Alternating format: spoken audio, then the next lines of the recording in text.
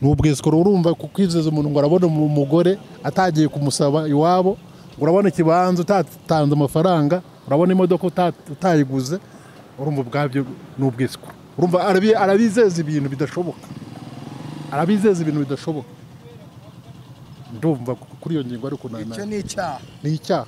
Umusore kuvuga ko ari imitwe y'iterabwoba, si ukuvuga ko ari imitwe y'iterabwoba komuteri, ahubwo ni abantu batera abandi ubwoba kugira ngo babanyaga ubutunzi bwabo ku ngufu kubera uburemere n'ubutware babafiteho. Kuko iyo witwa pasiteri cyangwa apotre cyangwa bishop uburemereye imbere y'intama.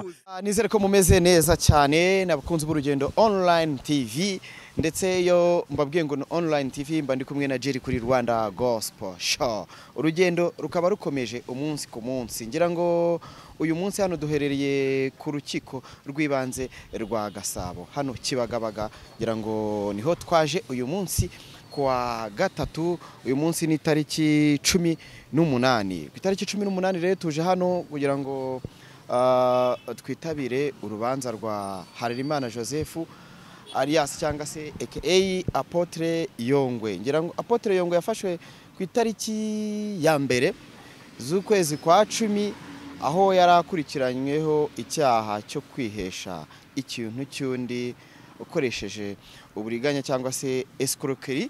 Ngira ngo hagiye havugwa byinshi cyane mu itangazamakuru, hagiye havugwa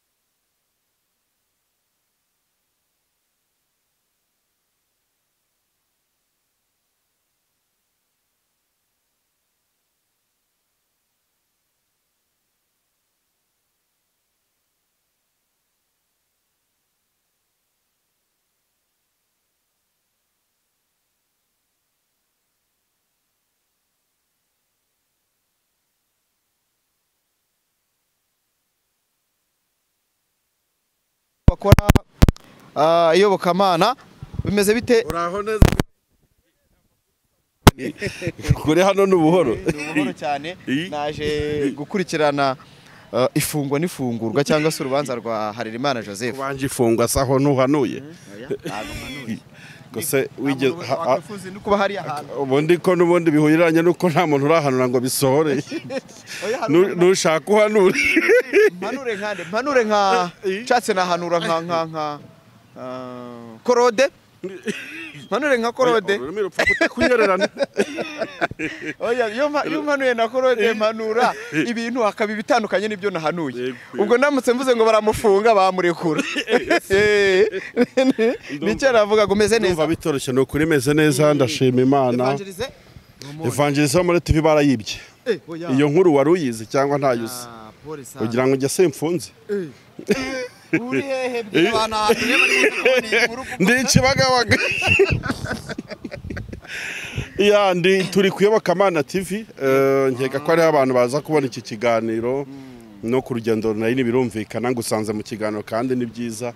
Ndavuze ati kanegere petit frere. Imana ishimwe cyane ko nkubonye ukaba uri umwe mu bantu bamenyereye cyane iyobokamana cyangwa se baba hafi cyane yabo twita abavuga butumwa cyangwa se abakozi b'Imana. Ngira ngo mu byaha Yongwe aregwa harimo icyo bagaragaje akavideo twabonye ari kwigisha, ariko akigisha ku ituro no kubwira abantu ngo bature. Bimwe mu byaha rero n'ubundi hari umugabo twari tumaze kubaza mu kanya, ngira ngo niwe udusobanuriye ukora mu rukiko hano, niwe utubwiye ati ibyo bintu rwose bibaho. Uramutse ubwiye umuntu uti zana amafaranga tuguhe turi turo uragura imodoka, turi turo urubaka inzu, byaranze gushaka zana ituro rwose ni nona. Ibyo bintu ngo bikitwa ko ufatirana umuntu n'ibibazo arimo. Ngira ngo uri umwe uri umuvuga butumwa warasizwe, uri umuhanzi, uri umunyamakuru, byose kandi bishingiye. Uri n'umucuranzi mwiza cyane, uri n'umwarimu, ugiye guprofita kunyamamaza se ibyo bintu byose reka mbivuge ibyo bintu byose ukora bishingiye kuyobokamana for sure. Reka ngaruka kwivuga butumwa cyane cyane yo mwigisha cyane mushaka ko abantu batura hari mirongo ya Bibiliya mwibandaho cyane kandi byamaze gufatirwa ingamba ko ibyo bintu abari ugufatirana abantu n'intege n'ibibazo bafite kugira ngo mubacucure n'utwo bari bafite. Ubu nagufasha hano nk'umwe mu bakozi b'Imana kubinza namoze mukanya ntuwandika ngo bikema bijemo ubundi mba wenda ntabwo nje kuvuganira urwego rw'ivugabutumwa cyangwa se rw'amatorero kuko ntacyo nshinzwemo muri byo ndi umukristo mugani wawe nk'uko bivuga ariko nkora ivugabutumwa burya nawe urarikorera ivugabutumwa ese niba wakira umukozi w'Imana akavuga ubutumwa kuri televiziyo yawe tayari wabaye umuvugabutumwa cyangwa se wabaye umufatanyabikorwa mwiza. Abundi gutanga amaturo n'icyacumi ntabwo ari cyaha mu nsengero ni umuco w'abakristo wo gutura ahubwo n'umukristo udatura abantu batazajya babona bino biganiro n'izi nyigisho bakagira ngo turi kwangisha abantu gutura ahubwo n'udatura uramutse udatanze amaturo mu nzu y'Imana n'ubundi hari urundi rubanza rushobora kukujyaho kubera kudakiranuka ku cyacumi n'amaturo. Icyambere hatura umuntu ufite ituro kugeza uyu munsi nta mupasiteri urashyiraho undi agahato amubwira ati tura niba udatuye urapfa cyangwa biragenda gutya nako barabikora. Izo nizo nzira mbi dushimira leta sibyo naho Bibiliya idutegeka gutura amaturo y'umutima ukunze. Urakoze cyane Samu uretse n'ibyo ngibyo byo mu rusengero uyu munsi duhuye nkagira serivisi ngufasha wenda akaba ari murumuna wawe ufunzwe nkabijyamo agafungurwa wenda yarafunzwe agambaniwe ngahora na Samati ngiye Imana nigetse gusengera murumuna wawe Imana imukuye akagambane agiye gufungurwa ikabinyuzamo nkaza nkabikubwira ati rwose Samu murumuna wawe arafunguye mu minsi 2 kubera akagambane yari akorewe byageze ku Mana none Imana yanzuye kumurengera bikanyura muri ngewe ko kukabona bihuye n'iminsi 2 birabaye kandi wowe wahora gugemura unamuririra mwene mama agiye gusazira muri gereza kiri muto none Imana inkoresheje igitangaza kimaze utyo arafunguwe ibinyujijemo.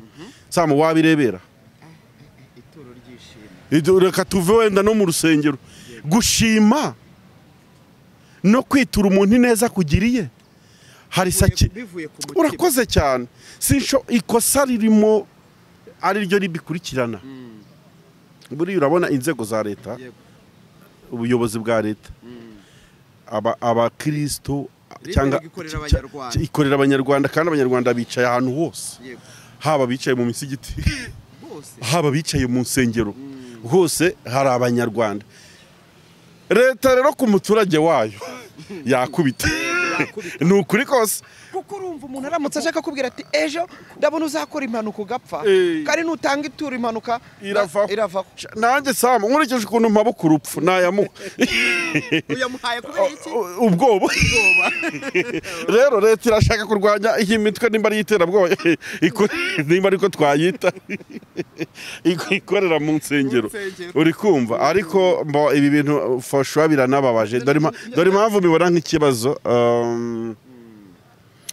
Umusore kuvuga ko ari imitwe y'iterabwoba si ukuvuga ko ari imitwe y'iterabwoba komuteri ahubwo ni abantu batera abandi ubwoba kugira ngo babanyaga ubutunzi bwabo ku ngufu kubera uburemere n'ubutware babafiteho kuko iyo witwa pasiteri cyangwa apotre cyangwa bishop uburemereye imbere y'intama umuhanuzi reka tumanza kuri bagite mu jisho abahanuzi bateye ubwoba ibintu badukorera umuhanuzi waza yanaraka yatishati neza saa 8 uragwaha uri kumva kubera ko abahanuzi buriya bafite ukuntu bafite igitinyiro uri kumva oya babara ntagira abantu tuza kuvuga amazina muri iki kiganiro simbishaka nabonye n'abantu bari kwihana tutabasubiza mu bicumuro maze kubona abantu 3 kuri YouTube bakerugo bakihana biranda bikunda abantu bahinduye n'ukuri maze kubona abantu bagira muri 3 basaba imbabazi Imana tubabarire twavuza abantu Imana tubabarire twaciye imanza twagize icyo navugaho neke rero iyo umuntu ari afite buremere kuri wowe bishoboka ko no mu isi y'umwuka yagukontorora bikamukundira. Buri hari ikintu barakwiye kwitondera.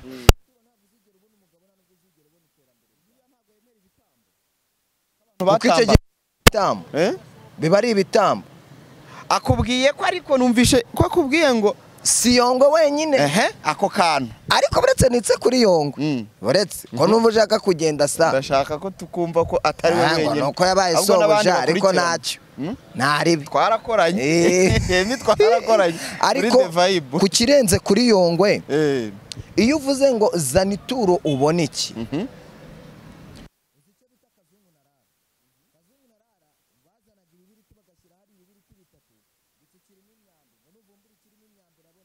kiri nko kuvuga ngo dore aya nama dore uyu ni umugabo uyu ni imodoka n'umugore niba ukeneye tanga 100,000 ubwo so escroquerie uburyo yigusobanuriyemo yibi bintu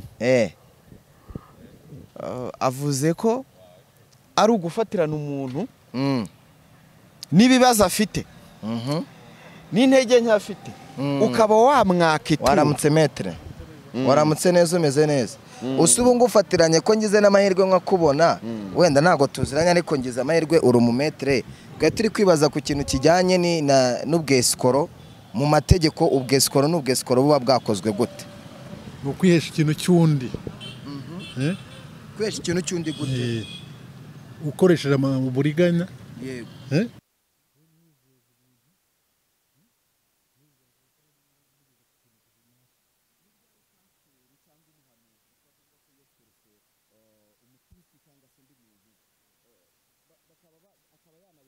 tegeko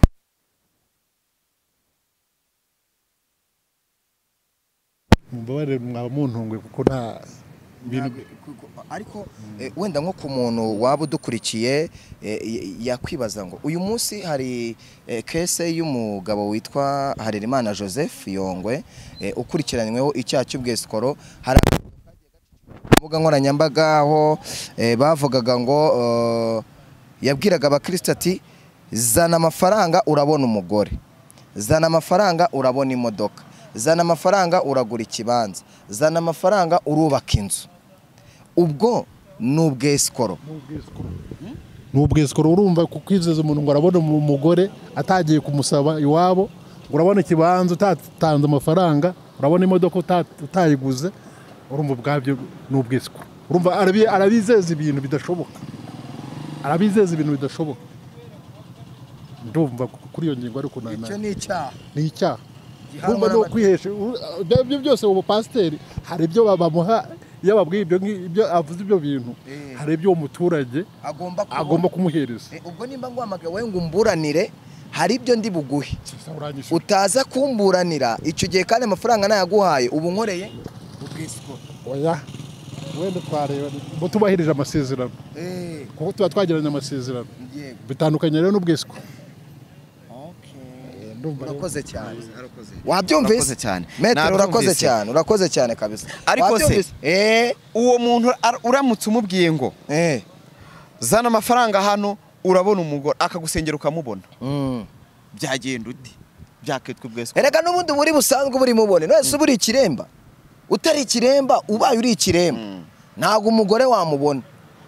Ariko ubaye utari ikiremba n'ubundi babiri mu nzira y'ukuri bumubona. Bagumiwe. None se kugumirwa none nawe ayo mafaranga yawe ni yari bumuzanira mu za karande abakozi b'Imana bica na za ntuza. Icyo gihe ubufite bene wanyu wabitse ahantu uri buze kumubwira ati nuza n'amafaranga ndaza kuguha kuri wa mwene wacu muguhereze akugira umugore. None uremera ko umukozi w'Imana ashaka kugukora karande? Umukozi w'Imana sha ubu nabakiriho mu mujyi wa Kigali nkubwiza ukuri. Oya ahubwo barahari ntabo wumvishije kuntu uyu mumetre aravuze ngo umuntu ukubwira ati zana iki nguhereze iki ni igitambo. Turacyafite abapaseri bazima nubwo atari benshi bataza kuri social media. Imurugero ngukubita inkingiro nka zingahe se Rutayisire aho numwe aho honda yamanitse gitwaza naho ndayamanitse ngwe nundi Mume Minyoni kankiremo na agenda Apotre Minyoni byashoboka. yego reka dufate izo sample Ariko nanone ntabwo wamenya ngo umupasiteri w'ukuri n'uyu nguyu nuvuga iby'ukuri n'uyu cyangwa utavuga iby'ukuri n'uyu, ntabwo bishoboka. Reka kuba uvuga ngo bavuga ngo tubarebera ku mbuto, tubarebera ku byo bakora twebwe. Yego. Nimba tubona ibikorwa bya Apotre Mignone uvuze. Yego. Amakuru haravuga yuko ngo yahagaritswe kuba yagira icyo akora igitara i Burundi kubera yuko ngo bari bashyizeho amafaranga runaka y'ifatizo yo gushyigikira umurimo w'Imana, niko babyita. Yo gushyigikira umurimo w'Imana. Kandi icyo gihe iyo bashyize amafaranga fatizo yo kuba uri buze kwinjira muri wa murimo w'Imana wo gushyigikira umurimo w'Imana, icyo gihe ntabwo biba bikiri umurimo w'Imana, biba byabaye business. Nta hantu ubutandukaniye na Israel Mbonyi wagiye muri studio agakora indirimbo akavayo akaza gukoresha igitaramo muri arena akishyuza amafaranga. Okay, Emi reka tugaruke hano ku rukiko, tugaruke ku rubanza rwa Yongwe. Yego. Apotre Yongwe nyuma yuko afashwe havuzwe ibintu byinshi, nawe uri mu bavuze. Oya, ntago wavuze nabi. Ntago ngiye navuze wigeze unyumva mirwi ryanjye. Operation nafata ku mavuta. Ngewe waranyumvishe ngewe. Reka none ko aba uri kugenda. Oya, nta kugenda ngewe ikibi ndakivuga. Aha ngaha Yongwe wenda ngiye sindamuhamya icyaha, nimba koko ibintu bivugwa byarabaye ntugesikora. Dore wa mugabo ngwino hano ura nawe yabaye umukozi wa ntuza kamarade se. Oya, ahubwo hari umukozi wa Yongwe witwa Sebo. Ariko turaza bose kuza kuganira. Turaza kuganira. Nari nkomeje kukubaza wowe ubwawe. Iyi kesi ya Yongwe uyifata uti? Iyi kesi ya Yongwe nje nta kintu nyifata, nta kundi kuntu nayivugaho. Reka dutegereze ubutabera bukora akazi kabwo, nimba koko ari ubwesikoro turaza kubyumva, niba atari ubwesikoro nabwo turaza kubyumva. Ariko nanone hari uburyo umuntu avuga uburyo abyumva ku giti cye, ariko tutagendeye ku butabera, amarangamutima yawe. Oya, nta amarangamutima, burya nicyo kintu bari kutubwira. Ibi bintu dukora dukuremo amarangamutima. Niyo amarangamutima ngo niyo Jean Paul ngo yasizemo muri rankuru, niko abantu bari kuvuga. Oya, ibya Jean Paul ntago mbizi, mbyumva gutyo, mbibona gutyo. Ariko reka nyine negereze ndebe kuri Yongwe we cyangwa se n'abandi ba pasteri. Hari nubwo tujya tubona no ku mateleviziyo ngo zana amafaranga, ngo kandi navumbuye yuko bari abantu baba bari mu magare ntago baba barwaye. Biriya bimwe na bimwe ni imikino, bari abantu baba ari bazima, ahubwo nari igikurikirana bari abantu. Ariko ko batigeze bafata wa mugabo w'umupasteri wundi uzwi, ngira ngo ibyo bintu n'umukuru w'igihugu yigeze abivugaho, aravuga ati umuntu akakubwira ngo zana ubukene bwawe ujugunye hano, kandi nawe arakennye, aracyahari, kandi wa mugabo nawe arahari, wa mupasteri nawe wundi ukomeye. Okay, ngayo nguko reka mbashimire ngo azakurikiranwe cyangwa n'abandi bakurikiranwe, ariko ni benshi cyane, ni benshi cyane. Reka mbashimire, nshimire Sam ku rugendo, mugende munamushyigikire, kandi nizere ko ibintu biri bukomeze kugenda neza. Ni 3D TV Rwanda, ngiye nitwa Eminyawe, kuri kamera hariho Laura. Imana ikomeze kubarinda. Sam, courage sana, ariko gira ikintu wibwira, ukurikiza uriya mwana witwa Fabrice, kubera yuko igihe kirageze ngo umukurikize. Imana ikomeze kubitaho. Asante sana.